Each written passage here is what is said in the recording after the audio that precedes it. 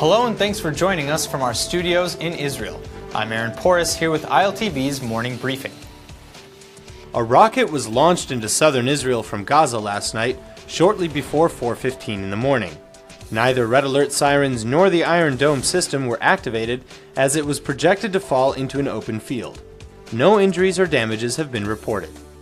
It isn't believed at this time that Hamas, the internationally recognized terror organization, fired the missile. Rather, the culprits are thought to be another Islamist group stationed throughout the Strip.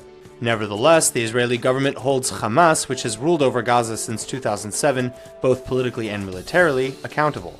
This rocket comes at the heels of a small spike in rocket fire from the south into Israel.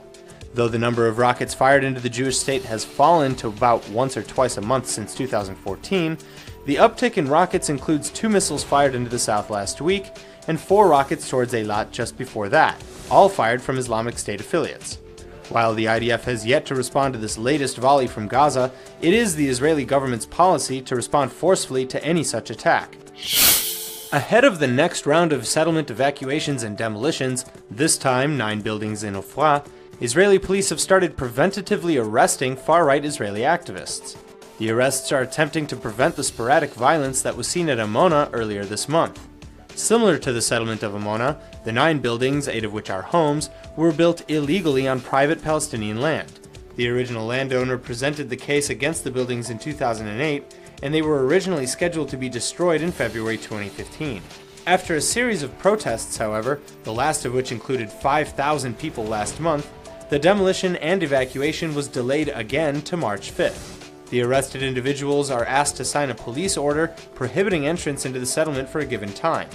One activist, who was a minor, signed the order and was released. Another man, a 20-year-old from Jerusalem, was brought before the court where he was issued a restraining order from the Ofra settlement.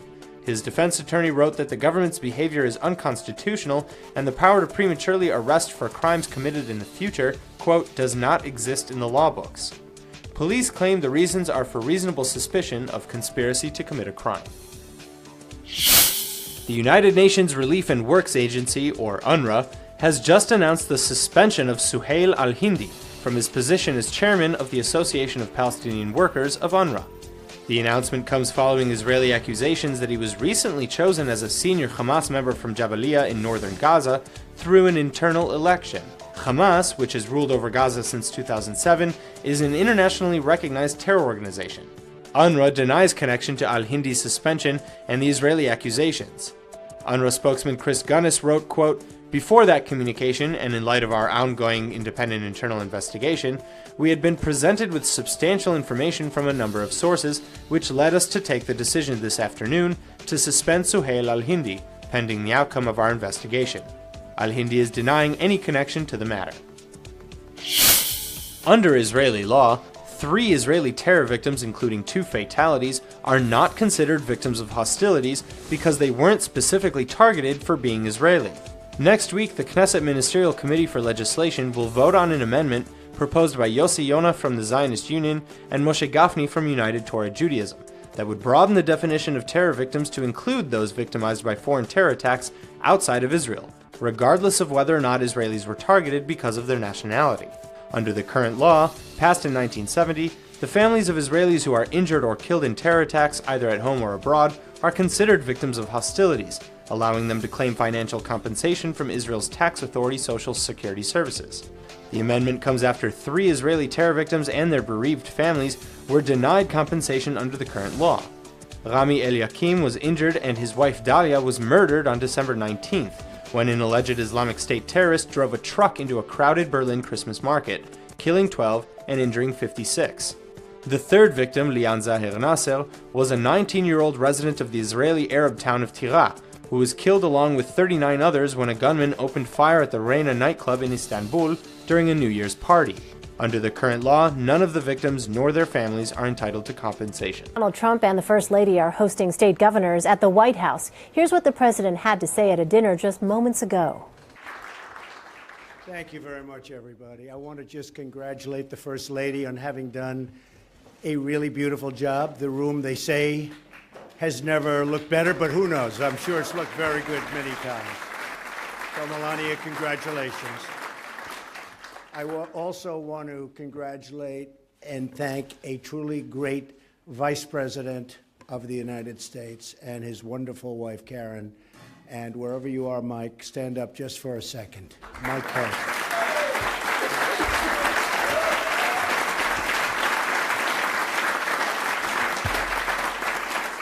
So I can say that after 4 weeks, it's been a lot of fun. But we've accomplished almost everything we've started out to accomplish. The borders are stricter, tighter. We're doing a really good job. General Kelly has done a fantastic job militarily. As you know, we have a fantastic team. We have an A-team, and I'm getting some good reports. There are some big problems in the world. You know that very well.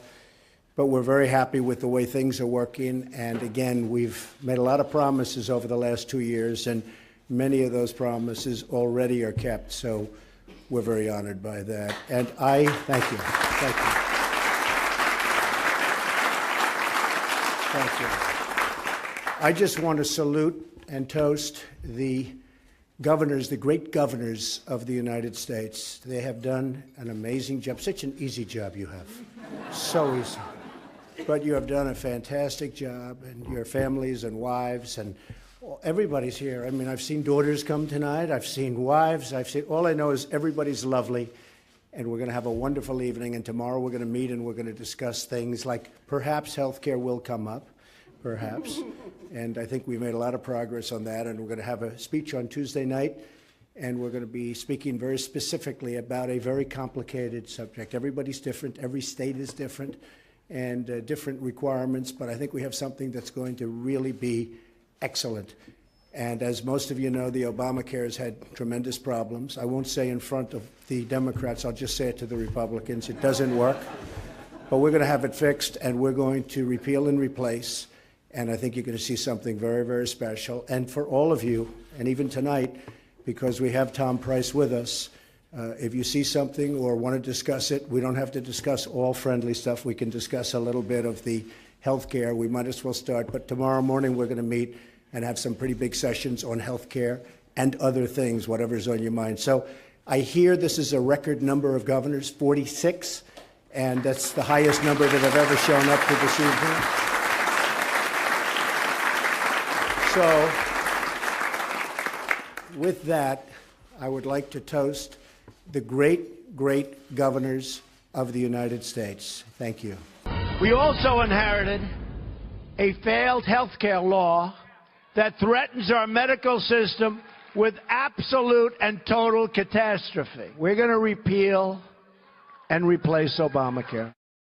And the crowd at CPAC liked that. President Trump not backing down when it comes to overhauling Obamacare. But a new report is sounding the alarm, claiming millions will lose their coverage if it is replaced. But what would happen if we kept the current law in place? Let's talk a little bit about that.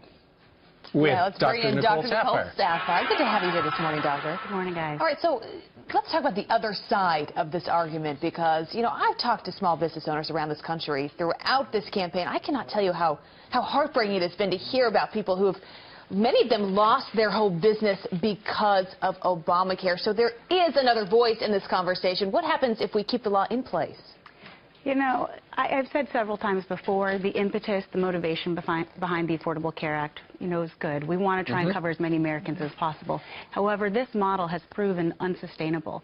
If we were to go on as business as usual, we're going to find by end of 2018, we're not going to have hardly any insurances in the marketplace, which is going to have even less options for our patients.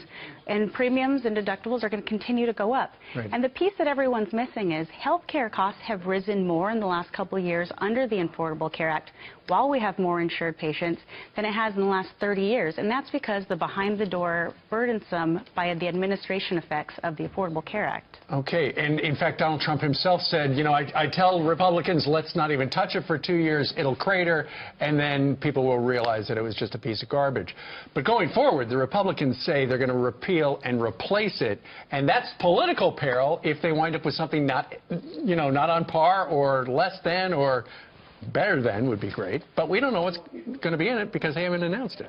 the system is failing. We're on a one-way track right now to a complete collapse of our healthcare system. So it is going to fail. Whether it's tomorrow or in 2 years, it's going to fail. So we need to start coming up with some things. Right now, healthcare providers, we are completely swamped with documentation, compliance, limited time to see our patients. We're working more, we're getting paid less, the quality of care is actually going down. This was a weak attempt to have socialized medicine, and for our country that is so large and so culturally and economically diverse, it's not going to work. The U.S. Border Protection Agency is denying accusations that its agents temporarily detained relatives of the American boxing legend Muhammad Ali because of their Arabic-sounding names. But an attorney for Ali Jr. and his mother says that's simply not true. The pair was stopped earlier this month while returning to the United States from Jamaica. CGTN's Rowie Ruttenberg is following the story. Rowie, the attorney for the family says they may sue. That's right. Not the Ali family per se, but Ali's son and Ali's second wife, his mother, may file a federal lawsuit charging that they were racially profiled during that detention. Now, the lawyer says they're looking into other cases where this has happened to other people. All of this feeds into the frustration that many Muslim Americans say they are feeling right now, this notion of flying while Muslim and being profiled for their religion.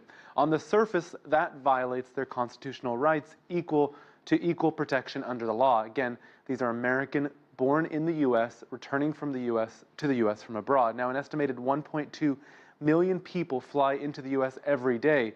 Customs and Border Police say a handful are isolated for secondary screening. They admit that during such screenings, questions of religion, religious practice, or religious affiliation can and do come up, but they deny that this amounts to profiling. And a spokesman for the agency dismissed Ali's charge, saying there's no protocol for detaining someone for 2 hours, as Ali's lawyer claims he was, just because of their name. The CBP still hasn't said why he was detained, nor will they. They said doing so would violate their privacy policy. Susan? There's a connection here to Donald Trump's temporary travel ban. Well, not that anyone can tell, at least, but remember, this reportedly happened about 10 days after the ban was introduced via executive order. And we know that there was a lot of confusion at U.S. airports as a result, but the ban dealt with non-American nationals coming to the U.S. from 7 Muslim-majority countries. Also, it dealt with dual nationals of those countries. But Ali Jr., it appears, was neither. Now, many Muslim Americans say this is nothing new, that they're routinely looked over or selected for a, quote, random search, and they're hoping incidents like this will shine light on what they say they're dealing with on a regular basis. Thousands of families caught up in South Sudan's famine are hiding from marauding gunmen in the swamps and islands of the River Nile. With next to no food, many have been surviving for months on wild plants and the occasional fish. Most are women and children. They recently emerged from the marshland after word spread that help had arrived. We don't have enough food. We are in the war, and we have many problems we have in our home. Now we need enough food, then we solve our problem. They've been living on water lilies. They've been living on roots from reeds in the rivers. They at most they eat once a day. It's really tough condition. Last week, the United Nations declared famine in parts of South Sudan, the world's youngest nation. The UN claims the crisis is largely man-made.